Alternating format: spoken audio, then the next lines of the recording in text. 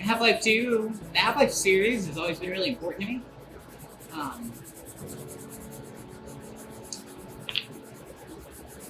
Half-Life did things before any other game like it did them. Half-Life set the tone and precedent for what gaming would be like after it.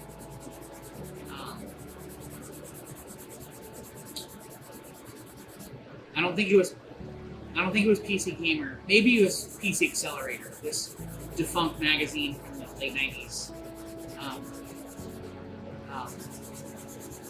I remember, that's right, it was PC Accelerator. I remember their last issue. They were going over their favorite games during the entire 5-year run of their magazine. And there was only 1 or 2 games that scored a perfect score. And they noted that Half-Life was not among them. There were only a couple of games that they scored a 10 out of 10. Half-Life did not score a 10 out of 10. They made a specific point about this because they rated Half-Life an 11 out of 10. And Half-Life was story before gameplay, but at the same time story integrated into gameplay, and it was amazing. So Half-Life 2 comes out, and they have a book that they published that's the making of the game and where the company was at. And it sounds very pretentious, very, very full of themselves, but the book is called Raising the Bar. Because they did. The source engine, which Half-Life 2 is on, it was developed for. The source engine does things that even games now, 15 years later, struggle to do. The animation, the facial animation systems in Source is only just now being rivaled. But the story of Half-Life 2, really sucked me in even more. I'm a sucker for post-apocalyptic stories, but not like it's over and everyone's fucked. Half-Life 2, the story is aliens invaded, we lost. 20 years later, the story starts, and that's so cool. There's not a ton of science fiction like that. And the way the game looks, the way the game plays, the way the story is integrated into the gameplay, was just really, really sunk into me, and has never really let go. And fast forward to 2011, when I started doing 3D sculpture again. And I made the gravity gun from Half-Life 2. That was the first thing I wanted to make. Because it was... I had never really seen anyone do it. I think this is during or shortly after Dolphin Props did his. He was like the only person I'd ever seen made it. And that blew me away because Half-Life and Half-Life 2 are so like such a pillar of PC gaming and gaming culture. So I knew the first thing I wanted to make was gravity guns, and I feel like I did a really incredible job on that. And I knew I wanted to go into sculpture. I wanted to continue doing this. And in the back of my mind, I knew that I wanted to make the Combine come to life. The Combine are the villains in Half-Life 2. And again, no one had ever really done it. There are some people out there that have made the costumes, and they look okay. But no one really brought life to them the way that I wanted to see done. And at the time, I knew I didn't have the skill. 3D printing was an incredibly fledgling technology. I was very new to all of this. And I knew I wanted to do it, but I knew I only wanted to do it right. I didn't want to try and not succeed at the level I wanted to. So I had it in the back of my mind, literally from the beginning. And, you know, fast forward 5 years, 6 years. Yeah, 6 years. And I'm like, okay, I feel like I can actually do it justice now. It's time. I have the skill and the knowledge and the ability, so let's do it. And part of that was the episode 3 leak. The writer for the Half-Life series put out a story for the ending of the franchise. And Half-Life episode 3 has been famously delayed. I actually looked this figure up. I've been thinking about what to carry around at DragonCon. We're gonna have our props and our costumes and everything. But I think to the photo shoot, I'm gonna carry a sign that says it's been 3,744 days since episode 2 was released, which is true. I looked that up the other night, or it's right around there. I forget the exact number, but it's 3,700 something days. And like, I had always been like, all right, when it's announced, I'll do it. That will be the last moment. It'll be hot. The iron will be hot to strike to do this. And when the episode 3 story was leaked, I knew that this was the last. That episode 3 really was never going to happen, and that this really is the last moment to do it. So my skill is at the point in time where I feel confident I can accomplish this to a skill level I'm comfortable with. This is the last moment it's ever going to be relevant again. Yeah. So I wanted to do it right. And I'm doing it right. So living in Atlanta and being local to Atlanta, DragonCon is always this thing that you've just like known about. Like it's always been here. And it's always been a big thing, even if it's just gotten bigger and bigger as each year goes on. I remember being in high school and knowing about DragonCon. It's like what you did on this weekend. And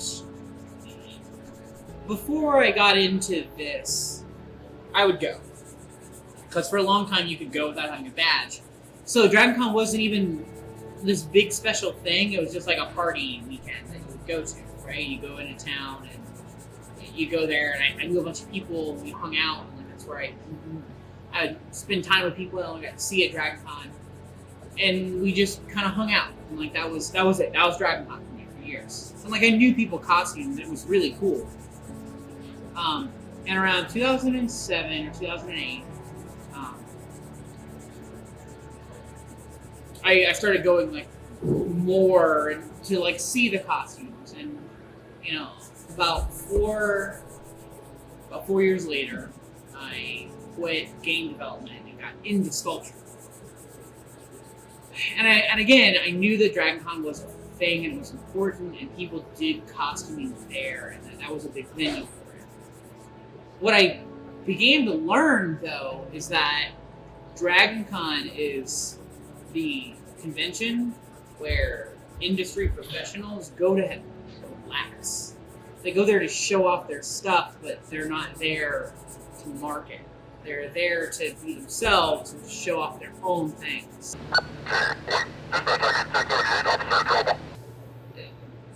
I often get asked why I don't do costume contests, and like and it's kind of they're kind of the same question, or they lead to the same answer. Where DragonCon is enormous, it's almost singular among conventions, where most conventions are a marketing event. You go there when they open, you get marketed to all day long, and then you leave and go to the party, after party.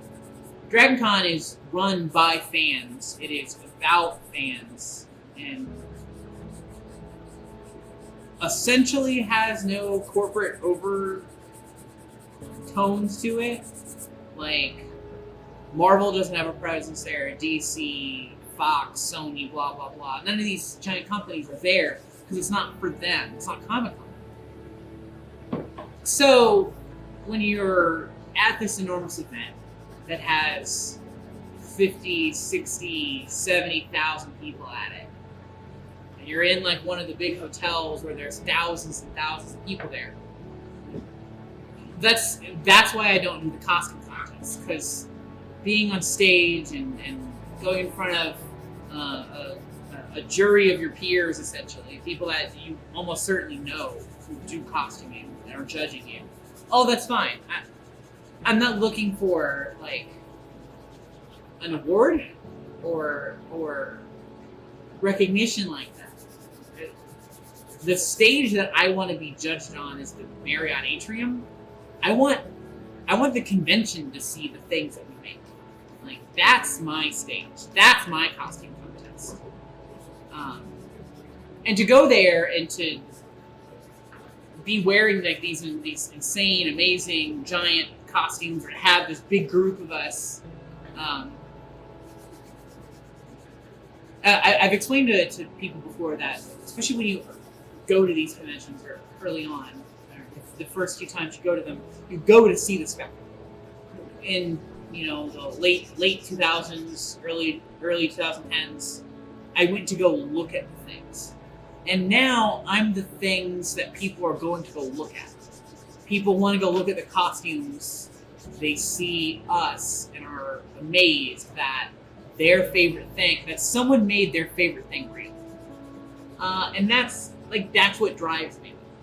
And again, there's hundreds, maybe more conventions around the country, but DragonCon is singular in all of these ways. Like, the crowd, the atmosphere, the environment sets it apart, and that's why DragonCon in particular is the end, essentially the end of the year. Everything leads up to DragonCon.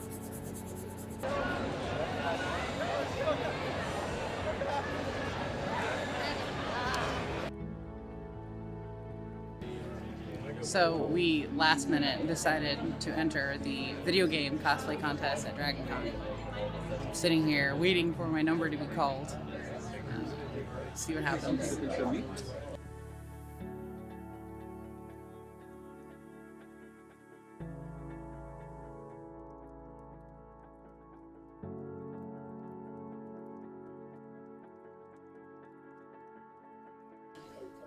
What do I think about how I did?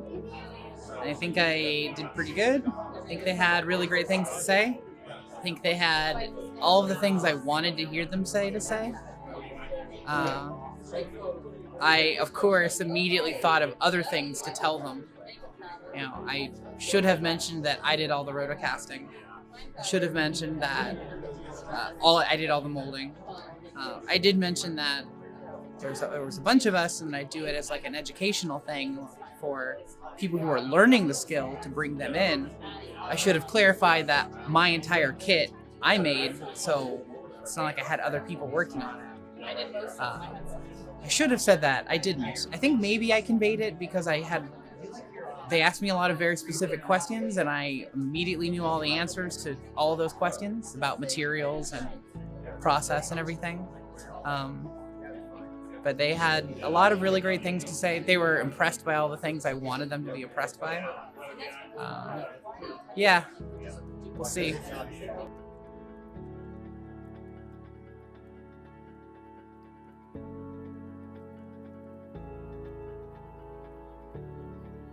So we won. We won the special effects category for in the video game cosplay contest. I'm guessing for the Arduino work and the casting work and everything. Maybe because the person that won overall had a really great costume. But I'm really happy and satisfied. I think all the work was definitely worth it. It was yeah.